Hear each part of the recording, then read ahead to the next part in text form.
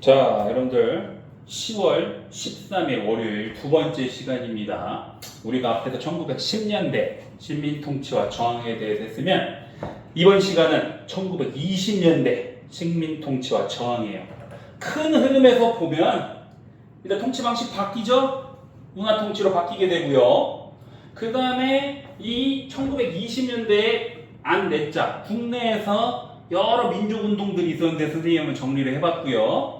그 밖에 1920년대, 30년대 잠깐 포함이 돼 있지만 국외, 만주 지역을 중심으로 한 이런 무장투쟁과 관련된 부분까지 정리해서 오늘 수업을 마무리하도록 하겠습니다. 오케이? 자, 그러면 여러분들 1920년대 식민통치와 저항, 바로 3.1운동 때문에 안 되겠다. 이거 통치 방식 바꿔야겠네. 그래서 결국에는 문화통치, 민족 분열 통치로 바꾸게 되죠. 여기도 달달달 외우려고 하지 말고 흐름으로 봐야죠. 자, 일단 뭔가 좋아진 것 같아. 근데 실상은 다 거짓말이라는 거야. 문관 총독 임명할 수 있게 했대. 예, 우리 이제 문관 총독 임명해드릴게요. 우리가 총독 9명 있었거든요. 9대 총독까지 있었거든요. 9대 총독까지 있었는데요. 한 명도 문관 총독 임명 안 했습니다. 할 수만 있게 해놨지, 한 번도 한 적이 없는 거예요. 거짓말이었던 거죠. 두 번째, 보통경찰제로 바꾸긴 해요. 이제 군인이 치안 업무 담당하는 게 아니고 일본 경찰이 와서 치안 담당한단 말이야. 그런데 문제는 인원과 그 다음에 시설을 더 3배 이상 증강시킵니다. 훨씬 더 촘촘하게 우리 조선인들을 통제하기 위해서. 그 다음 세 번째, 신문도 아까 우리 기본권 제한해서 언론 출판 안 됐잖아. 할 수 있게 해줄게 해서 우리나라 조선일보, 동아일보가 생기거든요. 근데 검열 무지하게 해요. 이거 의미 없잖아. 검열 무지하게 하면. 그 다음에 아까 우리 그 조선총독부에 중추원이라는 기구가 있어서 조선인들 정치에 참여하는 모습 보여준다 그랬죠? 도평의회랑 부면협의회를 통해서 지방에 있는 조선인들도 정치에 참여합니다. 이런 거 보여주려고 만들어놨어. 이것도 결국 자문이야. 자문기구야. 이것도 권한 하나도 친일파밖에 않게 양성소야. 오케이? 그 다음에 자, 조선인들이 너무 특히나 3.1운동 때 학생들이 많이 참여했잖아. 그래서 조선인들 교육 기회 확대시켜줄게. 이 당시에 보통고등학교라고 하는 지금은 좀 중고등학교 입학시켜줄게 라고 하는 2차 조선교육령을 발표하는데 실제로는 범위는 넓혀졌는데 거기에 입학하는 우리 조선인들은 거의 없었다는 거예요. 실제적으로 들어가게 해주려면 장학금도 주고 해줘야 될 거 아니야. 그런 게 하나도 없었다는 겁니다. 그냥 형식적으로 보여주려고만 한 거야. 보여주려고. 우리가 문화적으로 통치합니다. 당시 영국이 인도를 문화적으로 통치한다 해서 문화통치라고 했거든. 그 이름 그대로 가져온 거야. 우리도 문화적으로 통치할게요. 근데 영국도 양아치짓 했고 일본도 양아치짓 똑같이 한 겁니다. 오케이? 자, 그래서 결국 하이라이트는 치안유지법입니다. 1925년에 결국 치안유지법, 이거 원래 사회주의자 잡으려고 한 거거든요. 일본 천황 욕하거나 사유재산 이거 욕하는 사람들 체포하는 건데 실상 이걸 통해서 누굴 잡았다? 독립운동가들 체포했다라고 보시면 돼요. 그래서 이 치안유지법이 1920년대 문화통치가 거짓말이라는 그 하이라이트라고 보시면 됩니다. 아시겠죠? 여기서 보면 뭔가 좋아진 것 같은데 실상 좋아진 게 하나도 없다. 문화통치. 우리를 속이는 통치. 문화통치, 민족분열통치. 그 시기에 아까 우리 1910년대는 무단통치 시기에는 뭘 뺏어갔어? 20년대 뭘 뺏어갔어? 쌀 가져갑니다. 당시 일본이 이제 근대화가 되면서 공장이 많이 늘어나요. 그럼 공장이 많이 늘어나면 노동자가 더 필요하죠. 그래서 농민들 중에 그냥 땅 다 버려버리고 노동자가 많이 됐어. 그러다 보니까 자연스럽게 일본의 쌀 생산량이 부족해집니다. 부족해지니까 어때? 조선에서 생산 무지하게 해서 가져와서 이 문제를 해결하겠다. 쌀을 가져갑니다. 산미증식계, 조선에서 수리시설, 이거 당시에 저수지 무지하게 만듭니다. 저수지를 무지하게 만들어서 수리조합비라 그래가지고 이 저수지를 쓰는 대가로서 돈을 뜯어가요. 농민들은요, 농민 생산은 무지하게 했는데 정작 수리조합비 내니 뭐 비료대금 내니 이런 거 내다 보니까 다 뜯기가 하나도 안 남어. 결국 생산은 많이 되거든요. 일본으로 다 가져갑니다. 생산은 많이 되는데 부족해. 그러다 보니까 우리나라는요, 저기 만주에 있는 잡곡 그냥 수입해서 먹고 그랬답니다. 결국 산미증식 계획은 조선인들 쌀 많이 먹게 해주려고 한 거예요? 아니죠. 일본인들 쌀 부족 현상 해결하려고 한 거잖아. 조선인들은 쌀 많이 생산하면 뭐해? 다 일본으로 유출돼가지고 조선인들은 그냥 잡곡 먹었다는 겁니다. 오케이. 자, 그 다음에 회사령을 폐지해요. 이제 조선인들 신고합니다. 허가가 아니라 나 회사 만들게요 라고 신고하면 이제 회사를 만들 수 있어. 그런데 이게 총독 입장에서 왜 이거 회사령 폐지했냐? 이거 조선인들 회사 만들으라고 한 걸까? 아니에요. 일본인들 더 쉽게 만들으라고. 이제 10년도에 회사령을 통해서 통제를 해놨더니 일본 애들은 대기업이 됐어. 10년 동안. 조선인들이 만들어봤자 구멍가게입니다. 그렇기 때문에 회사령 폐지하고 일본인들 회사 더 많이 쉽게 만들어라. 허가제를 신고제로 바꿔서 폐지했고요. 그 다음에 관세. 여러분들 쌀 가져가려면 일본 입장에서는 비싸게 가져가야 돼? 싸게 가져가야 돼? 그러면 관세 없애야 될 거 아니야. 그런데 우리 뒤에서 배우겠지만 이 회사령이 폐지되고 관세가 철폐된 거에 대한 영향으로 1920년대 민족주의 그 세력들이 실력 양성운동의 일환으로 물산장려운동을 합니다. 이거 뒤에서 연결시키겠습니다. 오케이? 자, 그래서 1920년대는 바로 문화통치, 삼미증식계 회사령과 관세 철폐. 오케이? 이걸로 여러분들이 이해를 하시면 되는 거고요. 그럼 1920년대 국내에서의 어떠한 운동들이 있었는지 크게 보면 국내에서 여러 민족주의 계열, 사회주의 계열, 학생, 어린이, 여성, 백정, 영화, 아리랑 이것도 시험 문제 많이 보기에 나오기 때문에 선생님이 하나 놓습니다. 이렇게 했고 우리 좀 이따 뒤에서 배울 거는 1920년대 만주에서의 무장투쟁은 또 따로 연결시켜서 보도록 합시다. 오케이? 자, 그럼 국가 안으로 보면 그 당시 한반도 내를 보면요. 민족주의 세력이요. 우리가 독립을 하기 위해서 먼저 실력을 키워야 된다. 무장투쟁도 뭐 중요할 수 있지만 그것보다 더 중요한 건 우리가 계란으로 바위 백날 쳐봤자 안 되지 않냐. 실력을 키우자. 그래서 실력 양성운동이 일어나게 되는데 이게 우리 구한말에 있었던 애국계몽운동이 있죠. 뭐 보안회니 헌정연구회니 걔네들이랑 어떻게 보면 일맥상통합니다. 거기서도 그 당시에 의병운동이 아니라 애국계몽운동은 실력을 키우자고 주장한 거잖아. 일맥상통해요. 자, 그런데 실력을 키우는 방법을 세 가지로 합니다. 첫 번째, 물산장려운동, 우리 물건 사기 운동. 이거 결국 우리가 메이드 인 코리아를 사면 조선인이 돈을 벌죠. 그럼 조선 기업인이 돈을 벌죠. 그럼 그게 우리 민족의 실력이 커진다는 거야. 물산장려운동. 두 번째, 밀립대학 설립운동. 대학이 없어. 대학을 가서 공부를 하고 싶어도 대학이 없네. 우리가 기부금 만들어가지고 기부금 걷어가지고 밀립대학 백성들이 세운 대학을 만들자. 밀립대학 설립운동. 그 마지막 당시에 글자 모르는 사람이 너무 많으니까 문맹퇴치운동. 그래서 조선일보랑 동아일보가 신문사를 중심으로 한 거란 말이야. 이 세 가지 방법으로 실력을 키우기 위한 민족주의 세력입니다. 사회주의 아니에요. 민족주의 우파 세력들 중심으로 해서 물산장려운동, 조만식 선생님 키워드죠. 평양에서 시작해서 전국적으로 퍼집니다. 그런데 실패해. 왜? 나중에 사회주의자들이 비판하거든요. 이런 비판할 수 있잖아. 기업인이 돈 버는 거랑 우리 민족 실력 커지는 거랑 뭔 상관이요? 결국 사회주의자들 비판하면서 물산장려운동 실패합니다. 두 번째, 밀립대학 설립운동. 이상재 선생이 중심이 돼서 대학 만들자는 거야. 그래서 여러분 이런 식 다 기부해서 1000만 원 만들어서 이걸로 대학 만들자! 라고 했는데 결국에는 어때? 이것도 실패합니다. 이 당시에 이상재 선생 기부금 횡령했다라고 막 체포하려고 그러고 일본이 계속 방해해요. 그 다음에 자연재해도 이 당시에 홍수가 무지하게 나가지고 자연재해도 있었고 그리고 여기는 안 썼지만 일본이 회유체로 대학을 하나 만들어줍니다. 바로 경성제국대학. 근데 경성제국대학 만들면 뭐예요? 어차피 친일파만 다닐 건데 경성제국대학 회유체로도 대학을 만들어주면서 이것도 흐지부지 되고 문맹퇴치운동. 글자를 많이 알아야 신문이 많이 팔릴 거 아니야. 그래서 처음에 조선일보랑 동아일보에서 한 거예요. 특히 동아일보는 분하로드 운동이라고도 했어요. 분하로드 운동. 이 조선일보는 문자보급운동. 이 동아일보는 분하로드 운동. 해가지고 분하로드가 러시아 말로 민중수업으로라는 뜻이야. 그래서 학생들이 이 당시 문맹퇴치 운동 해가지고 어르신들 가가지고 글자 알려주고 했단 말이야. 근데 이것도 잘 될 뻔했는데 결국 큰 성과 없이 끝납니다. 그러면 결국 봐봐요. 실력 양성운동 결과적으로 성공한 건가요? 아니죠. 그러다 보니까 이 민족주의 세력들 중에 일부, 다 그런 거 아니죠? 일부가 이건 안 되는갑다 하더니 갑자기 타협을 하기 시작합니다. 우리가 독립이 안 된다면 일본과 협상을 통해서 자치를 하는 건 어때? 자치운동, 스스로 통치하는 쪽으로. 독립은 아닙니다, 이거. 그러다가 그냥 차라리 일본 국회의원을 우리 조선인으로 한 명 만들어가지고 우리가 목소리도 좀 내는 건 어때? 타협을 하기 시작하죠. 참정권 운동. 이런 것들이 타협적 민족주의다에 나중에 대부분 어디로 간다? 친일파로 가게 된다라고 보시면 돼요. 오케이?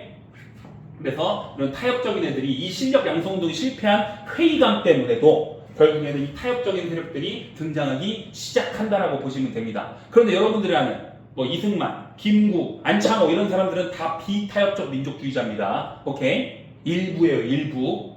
자, 그리고 좌파라고 불리는 사회주의 세력들은 어떻게 했냐? 3.1운동 이후에 당시에 우리 한반도 내에 사회주의가 싹 퍼져. 1922년에 소련이 생기거든. 러시아 혁명은 그 전부터 있었고 소련이 공식적으로 생기거든요. 쫙 퍼진단 말이야. 그러니까 이 사회주의 세력들은 평등을 강조하죠. 그러다 보니 하층민, 농민, 노동자한테 다가가는 거야. 그래서 농민들, 착취당하는 농민들한테 야 이거 뭐야 소작쟁이 한번 하자. 그래서 전라남도에 있는 섬입니다. 암태도라는 섬에서 소작쟁이 우리 더 이상 못하겠다. 우리한테 조금 더 많은 대우를 해줘라 라고 해서 지주들한테 어떻게 보면 목소리를 내는 이 소작인들의 소작쟁이를 이 사회주의의 영향을 받아서 농민들이 어떻게 보면 소작쟁이 운동을 했고요. 노동운동 같은 경우에는 원산, 지금 북한 지역이에요. 원산이 공장, 지금도 공업도시야. 근데 거기 공장 노동자 중에 일본 사장이 조선 노동자를 때려 죽인 사건이 있었어. 그래서 이 당시 원산에 있는 노동자들이 총파업을 해버립니다. 총파업. 이것도 사회주의가 퍼졌기 때문에 사회주의 세력들이 퍼져서 지금 이 농민과 노동자들한테 접근을 했기 때문에 이게 가능한 겁니다. 오케이? 이해되시죠? 평등을 중시하기 때문에 하층민들한테 갈 수밖에 없단 말이야. 그래서 노동자와 농민한테 접근했고 암태도 소작쟁이, 원산 총파업 이런 것들이 사회주의 세력들의 영향을 받아서 한 농민운동과 노동운동이다. 오케이? 자, 여기서 여기까지 연결시키고 이 오늘 여기서 중요한 건 신간회예요.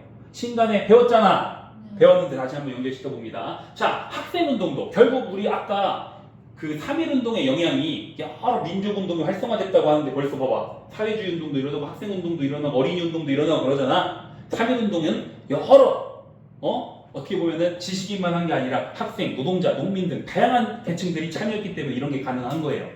그래서 학생은요, 첫 번째 1926년에 60만 세 운동인데요. 이 60만 세 운동을 어떻게 연결시켜야 되냐면, 자, 3.1운동이 1919년이죠.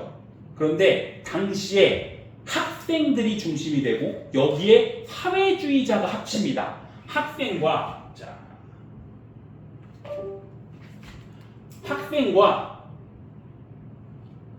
사회주의자가 중심이 돼가지고 60만 세 운동을 계획을 해요. 우리가 3.1운동보다 더 큰 거국적인 만세운동을 준비하자.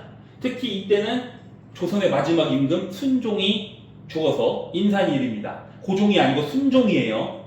그렇기 때문에 이때를 준비해서 우리가 계획해서 3.1운동보다 훨씬 더 큰 만세운동을 일으키자라고 했는데 사전에 일본 순사한테 이 사회주의 세력들이 검거당합니다. 그래서 크게 이 60만 세 운동이 번지지 못해요. 3.1운동처럼. 그런데 의의가 커요. 왜 그러냐면요. 학생과 사회주의자가 60만 세 운동을 준비하는 과정에서요. 민족주의 우파 세력들이요. 이들 지원해줍니다. 자금적으로나 이런 것들 지원해줘요. 그래서 60만 세 운동은요. 사회주의 좌파와 민족주의 우파가 손을 잡을 수 있는 그런 계기가 마련된 거예요. 그래서 만들어진 게 1927년에 신간회입니다. 이 신간회는요. 여러분 신민회랑 헷갈리면 안 돼요. 1907년에 만들어졌던 애국개몽운동 신민회랑 헷갈리면 안 됩니다. 신간회는요 좌우 통합입니다. 민족 유일당. 당시에 여러분들 전 세계적으로 민족 유일당 운동이라 그래가지고 이 식민지배 받는 사람들 나눠서 운동하지 말고 하나로 통합돼서 민족 운동을 하는 게 훨씬 더 좋은 거 아니냐? 그럼 민족 유일당 운동이 일어나거든요. 그런 그런 거에 대한 일환으로 그리고 60만 세 운동에 대한 영향으로 선생님 화살표로 영향으로 표시한 겁니다. 그래서 결국에는 좌우 통합적인 신간회가 만들어지게 되는데 신간회 회장은 이상재 선생. 이 밀립대학 설립운동했던 민족주의입니다. 우파 세력이고요. 그 다음에 신간회 부회장은 홍명희 선생. 이 사람은 좌파입니다. 사회주의 세력입니다. 그렇기 때문에 좌우 통합적인 신간회가 만들어졌는데 공개라고 써놨어요. 이거 일본 몰래 만든 게 아니고요. 공식적인 단체 만든 겁니다. 공식적인 단체. 공식적인 단체 신간회가 만들어졌다. 60만 세 운동의 의의입니다. 60만 세 운동이 결국에는 민족주의 세력과 사회주의 세력이 손을 잡을 수 있는 계기를 마련해줬고요. 신간회가 만들어지게 됐다는 겁니다. 오케이? 자, 그래서 신간회가 여러 활동을 해요. 여러 활동을 좌우 통합적인 공개적인 단체. 이 신간회가 여러 활동을 하는데 그 대표적인 게 바로 1929년에 있었던 광주학생 항일운동입니다. 광주에서 박준채라는 소년이 일본 학생과 싸우면서 결국에는 광주학생 항일운동이 일어나게 되는데 이때 우리 조선 학생들은 퇴학당하고 일본 학생들은 혼방 조치되고 그러니까 이것 때문에 결국에는 분노한 광주의 학생들 중심으로 만세운동이 일어났단 말이야. 항일운동이. 그때 이 신간회가요. 광주 학생 항일운동의 진상조사단도 파견해가지고 실제 제대로 조사를 했는지 일본 애들이 이거에 대해서 놓친 게 있는지 없는지 이런 것도 진상조사단 파견했고 두 번째 이걸 계기로 크게 민중대회를 열어버리자. 이 광주 학생 항일운동에 불을 붙여버리자. 민중대회까지도 이 신간회에서 한 대표적인 활동입니다. 그리고 여기서 하나 더 연결시켰죠. 원산 총파업도 신간회가 가가지고 진상조사하고 지원을 했습니다. 그래서 신간회 활동은요. 광주 학생 항일운동에 진상조사단도 파견했고 이걸 좀 더 키우기 위해서 민중대회까지 개최했고요. 원산 총파업까지도 지원을 했다라고 보시면 돼요. 좌우 통합적인 신간회가. 결국에는 이렇게 신간회가 만들어졌지만 이 민중대회 개최하는 과정에서 이 당시 신간회 지도부들이 체포당하거든요. 그래서 새롭게 지도부가 뽑히게 되는데 그 새롭게 뽑힌 애들이 대부분 타협적인 애들이야. 그러다 보니까 결국 어떻게 했다? 이 신간회가 사회주의 세력과 민족주의 세력이 나눠지게 되고 분열되고 우리는 보통 신간회 해소라고 합니다. 해소. 우리가 아직 지금은 잠깐 헤어지지만 나중에 다시 만나요. 해체가 아니고 해소. 그래서 결국에는 해소하고 빠이빠이 다음에 만납시다 했는데 지금까지 만났어? 못 만났어? 못 만났죠. 해소입니다. 그래서 1931년에 결국에는 신간회는 해소를 하면서 없어지게 되었다. 의의가 있죠. 좌우 통합적인 단체였고 활동 대표적인 것보다 원산 총파업, 광주학생 항일운동의 진상조사단 파견, 민중대회 개최 꼭 연결시켜서 기억해 주세요. 오케이? 자, 그 다음에 어린이는 이거만 보면 돼. 방정환 선생님, 여러분들 옛날에 집회 만드는 것을 수행평가 하니까 방정환 선생님도 은근히 많이 했더라고. 근데 여기 천도교라는 종교인데요. 이거 동학입니다. 동학이 나중에 천도교로 변한 거예요. 그래서 어린이 운동도 많이 했고요. 여성 운동 근우회 꼭 기억해 주세요. 우리 아까 송주회랑 비슷한 건데 이 근우회는요. 신간회의 자매단체입니다. 여성 좌우 통합적인 단체예요. 여성 좌우 통합적인. 그래서 근우회도 잘 기억해 주고요. 그 다음에 마지막 백정. 여러분들 백정. 지금은 정육점 사장님 돈 잘 벌고 좋잖아. 근데 당시에는 백정이라 그래서 막 무시받고도 그랬죠. 도축한다 그래서. 근데 갑오개혁 때 정확한 1차 갑오개혁 때 신분제는 폐지돼요. 그런데도 백정 출신들이라고 하면서 막 차별하는 게 있었단 말이야. 그래서 전주 아니야. 진주. 경상남도 진주입니다. 진주에서 형평운동, 차별하지 말아라. 백정에 대해서 차별하지 말아라. 신분제 없어진 지가 언젠데 지금도 차별하고 있냐. 그래서 형평운동이 일어나는데 조선 형평사라는 기구를 만들어서 거기서 진주를 중심으로 형평운동을 진행한 겁니다. 백정에 대한 차별. 오케이? 그 다음 마지막으로 우리나라 영화가 또 이 당시에 히트를 하나 치는데 나훈규 선생, 이 사람 독립운동했던 사람입니다. 나훈규 선생이 감독이자 주인공이야. 아리랑이라고 하는 그러한 영화를 만들어서 이 당시에 또 히트를 칩니다. 내용 보면은 3.1운동 때 체포돼갖고 고문받고 막 되게 몸이 만신창이가 되는 그 주인공의 삶 그런 것과 관련된 건데 당시에는 영화가 소리가 안 났습니다. 그냥 이 몸과 이런 화면으로만 다 표현한 거야. 그래서 이 당시 아리랑 나훈규가 보이면 1920년대 하나의 영화와 관련된 당시 일제시대라고 여러분들이 보시면 됩니다. 아시겠죠? 오케이? 자, 그래서 여기를 정리하면은 1920년대 문화통치 시기에 한미징식 계획과 회사령 폐지, 관세 철폐가 있었고 이거 다시 한번 연결시키면 되겠네요. 물산장려운동 결국 왜 우리 물건 사기 운동을 할 수 있게 됐냐? 회사령이 폐지됐기 때문에 어때? 우리도 회사 만들 수 있죠. 관세가 철폐됐기 때문에 우리나라 쌀도 싸게 가지만 반대로 일본의 상품도 싸게 넘어오는 거야. 그래서 어느 순간 다 보니까 메이드 인 재팬, 메이드 인 재팬, 메이드 인 재팬 하는 거야. 그래서 안 되겠다. 우리 물건 사기 운동에서 우리 기업인을 양성하자라고 한 겁니다. 이게 그래서 물산장려운동의 배경이 되는 거고 또 올해 선생님도 시험 문제로 됐어요. 그렇죠? 오케이. 자, 그래서 1920년대의 시민정치와 저항은 이렇게 한번 정리를 해보시면 됩니다. 여기 국내에서는 신간회와 관련된 부분을 연결시키면 되겠죠. 오케이? 자, 여기서 잠깐 끊고 1920년대 무장투쟁은 잠깐 끊고 합니다.